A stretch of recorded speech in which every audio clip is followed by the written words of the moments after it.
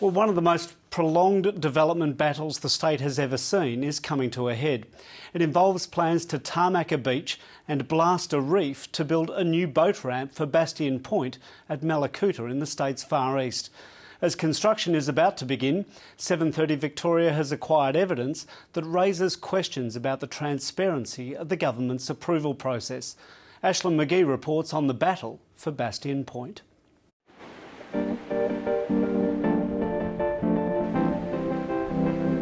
Mallacoota is a speck on the wilderness coast at the very eastern tip of Victoria, embraced by a national forest and drenched with pristine beaches. But a stubborn fog hangs over the place, a boat ramp development that's divided the community for decades. This area here that we're standing on, this will be the road on the beach. Around the corner here to this rock face that is exposed, the orange rock face, that's where the break wall comes out and runs parallel with this reef. Comes out 130 metres. It's 5 metres wide and 3 metres high. Way too big. This beach will be completely buried. It's known as option 3B and it's not popular. The whole democratic process just seems to have been thrown out the door. They're not listening to what the people want and what our community needs. So it has divided our community. Option 3B has been rejected by a state government-appointed independent panel, an interdepartmental panel, the Department of Sustainability and Environment and the Boating Industry Association of Victoria. It was also rejected by nearly 90% of those who provided submissions to those panels. Yet the local council pushed ahead with the plan, and in 2009 it was approved by the then Labor government against all advice, and the coalition gave it the final tick of approval in January this year. The saga has divided locals. 81 years in Mallacoota, and I would much rather seen them do something with the entrance. I think it'll be very good for the town. I think we needed an upgrade. The old one was just as good as the new one, and now they're going to fill the end of the town with sand. It'll attract more people to the town, bring more money to the town. I personally am not in favour of it for a number of reasons, basically because sand will move any way it likes.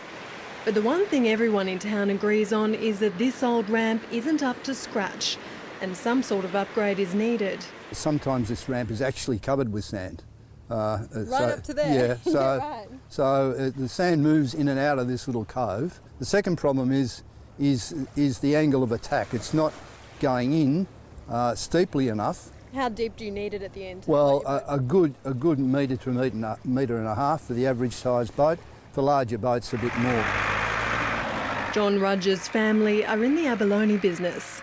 His son John is a diver. The abalone fishery's been going sort of since about the mid-60s. And all this, it's primarily an export industry. They're all processed here, and it's one of the actual fishery itself and the abalone processing plant is sort of one of the biggest employers here. So it makes sort of Mallacoota, it's the other main industry, I suppose, other than tourism. And out of the 1,200 or so you've got here, how much are they worth?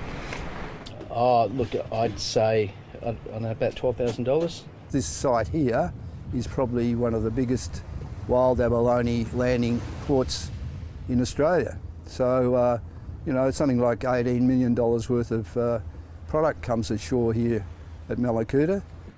John Rudge's links to the abalone industry have provoked concerns that vested interests have had an undue influence on the project's approval. A key part of that approval was an environmental effect statement. The council wanted the project from the start, so it employed a committee of proponents to help it out.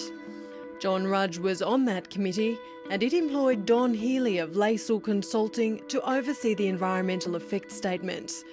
Mr. Rudge signed a statement declaring he had no family, financial or other connection to Mr. Healy's company, Laisel Consulting.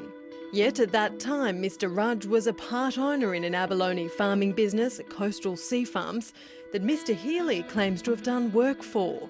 Mr. Rudge rejects his claim. And there's another possible link between the two men. A Liberal Party identity was an investor and director of Coastal Sea Farms, and of a company Mr. Healy directs, abalone exporter Prestige Foods International. Locals lodged a complaint with the Ombudsman, claiming the environmental effect statement was biased and alleging an undisclosed conflict of interest. The Ombudsman rejected the conflict of interest claim, but said claims of bias should be referred to an independent government panel. That panel rejected the findings of the environmental effect statements and raised concerns over Mr Healy's impartiality. The council and the government approved the project anyway. Mr Rogers told 7:30 Victoria he has no links to Mr Healy, nor any vested interests. Oh, well, you know, people can have their ideas, but there's no conspiracies going on here. I mean, that's... What conspiracy? People invent all sorts of stories, but this is all about safety, about having a facility that's up to date and something that our town can be proud of.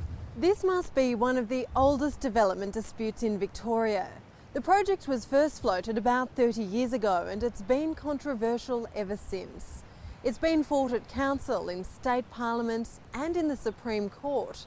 But now it seems there are few options left. I won't be chaining myself naked to a bulldozer or anything like that. That would be a pretty scary sight.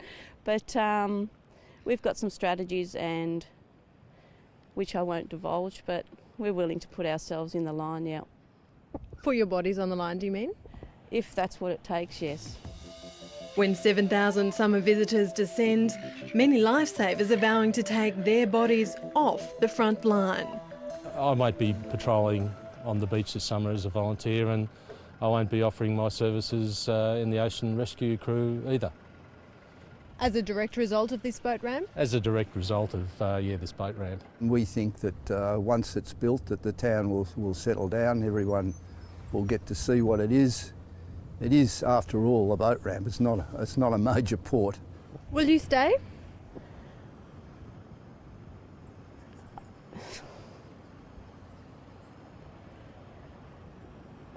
I don't know. Like I said, this place is so special to us. We have, ashes spread of our loved ones on the rocks. We have memories of bringing our kids here when we first had them. It's more than just a beach to us. It's a playground, it's a university, it's a chapel, it's a place you come and have your lunch. So to see it destroyed with such blatant disregard, it really cuts steep, yeah. Don Healy declined 7:30 Victoria's request for an interview, as did the current Environment Minister Ryan Smith. Former Planning Minister Justin Madden didn't respond to our request for interview.